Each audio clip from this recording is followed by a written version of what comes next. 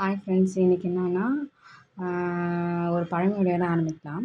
மாமியார் உழைத்தால் மண்குடம், மருமகள் உழைத்தால் பொன்குடம்.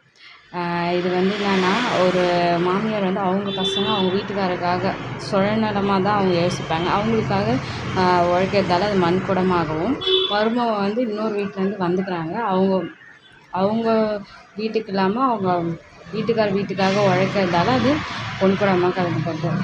ஆக்சுவலாக எங்கள் வீட்டில் வந்து எங்கள் வீட்டை பற்றி பேசுகிறேன். எங்கள் வீட்டில் வந்து எல்லோரும் கேமரா வச்சுக்கோங்க வீட்டு உள்ளார, ஓகேவா? ஏன்னா எனக்கு வந்து எங்கள் மூத்தார் மூலிமா ஃபிசிக்கலாக இது வர்றதால நாங்கள் வந்து கேமரா வச்சுக்கிறோம்.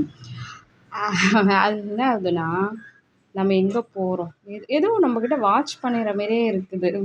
இந்த பிக் பாஸ் ஹவுஸ் மாரி இருக்குது எங்கள் வீடு.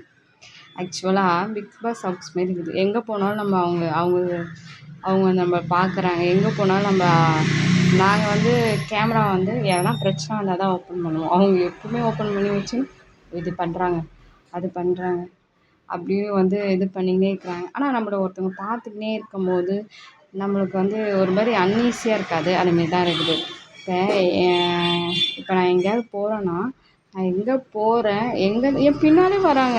ஆக்சுவலாக நான் ஒரு கோயிலுக்கு போயிருந்தேன்.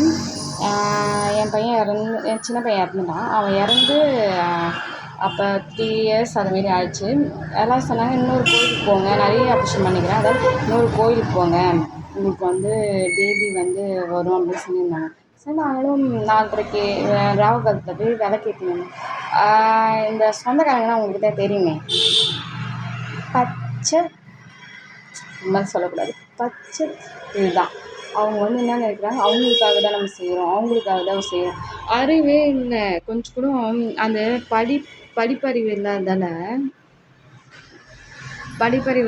அவங்க என்ன நினைக்கிறாங்க, நம்மளை பற்றி தான் பேசுகிறாங்க, நம்மளை பற்றி தான் செய்கிறாங்க இதெல்லாம் அப்படி யோசிச்சுன்னு நம்ம எங்கே போகிறோம் பின்னால் என் பின்னாலே வருதுங்க. அதுங்க பின்னால் வந்து ரோட்லேயே நான் திட்டுறேன், மூஞ்சிலே காது துப்பாத அளவுக்கு திட்டுறேன். ஆனால் அவங்க கொஞ்சம் கூட அறிவே இல்லை. திருப்பி நம்ம பின்னால் தான் நம்ம என்ன பண்ணுறோம், இதெல்லாம் பார்த்துனே இருக்கிறாங்க.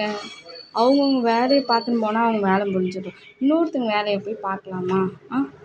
இது எல்லா வீட்லேயும் இது நடக்கும். நல்லா கவனிச்சு பாருங்கள், உங்கள் வீட்டில் கூட இது நடந்துருக்கலாம், ஓகேவா? நம்ம சொந்தக்காரங்க தான் நம்மளுக்கு எதிரியே. அவங்க இல்லைன்னா நம்ம நிம்மதியாக இருப்போம். எட்ட இருந்தானா ரொம்ப நல்லாயிருக்கும். இதேமாரி என்ன மாதிரி யார் யோசிக்கிறேன்னு சொல்லி கமெண்ட் பண்ணுங்கள். இதேமாரி ஆளுங்களை என்னென்ன பண்ணலாம் அப்படின்னு சொல்லுங்கள். பாய்.